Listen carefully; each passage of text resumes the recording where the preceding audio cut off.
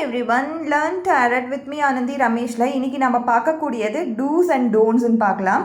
So first நம்ம பார்க்க வேண்டியது என்னென்னா, ஒரு ஷஃபிள் நீங்கள் ஒரு விஷயத்துக்காக நீங்கள் டேரட் ரீடிங் பார்க்குறீங்கன்னும் பொழுது இந்த கார்ட்ஸ் இப்படி இருந்துச்சுன்னா ஏற்கனவே ஃபஸ்ட்டு ப்ரீவியஸான எனர்ஜி இதில் இப்படியே இருக்கும்.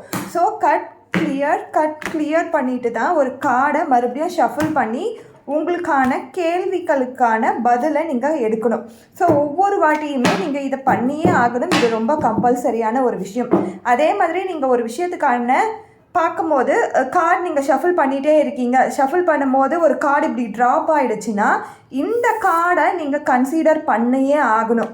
ஸோ இந்த கார்டு யூனிவர்ஸ் நம்மளுக்கு கொடுத்த கார்டு அப்படின்னு சொல்லி நம்ம அதை கன்சிடர் பண்ணணும். இதை விட்டுட்டு நான் இப்படியே ஷஃபிள் பண்ணி இதில் இருக்கிறத மட்டும் தான் வச்சு நான் பதில் சொல்லுவேன்னா அது தப்பான ரீடிங்காக ஆகும்.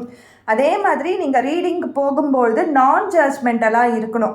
எனக்கு இந்த ஆன்சர் தான் வரணும், எனக்கு இந்த ஆன்சர் வரவே கூடாது அப்படின்னு நினச்சி ஒரு ஜட்ஜ்மெண்டலாக நம்ம கார்டு எடுக்கும் பொழுது நம்மளுக்கு தவறான ரீடிங் தான் வருமே கண்டி கரெக்டான ரீடிங் வராது. ஸோ எந்த கார்டு வந்தாலும் அதை நான் அக்செப்ட் பண்ணிக்கிறேன், இந்த யூனிவர்ஸ் எனக்கு கொடுக்குற ஆன்சராக நான் ஏற்றுக்கிறேன்னு சொல்லிவிட்டு நான் ஜட்ஜ்மெண்டலில் தான் நம்ம இருக்கணும்.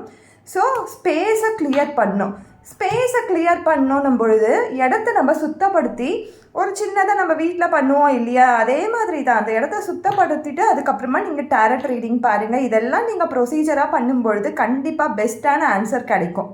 தேங்க்யூ.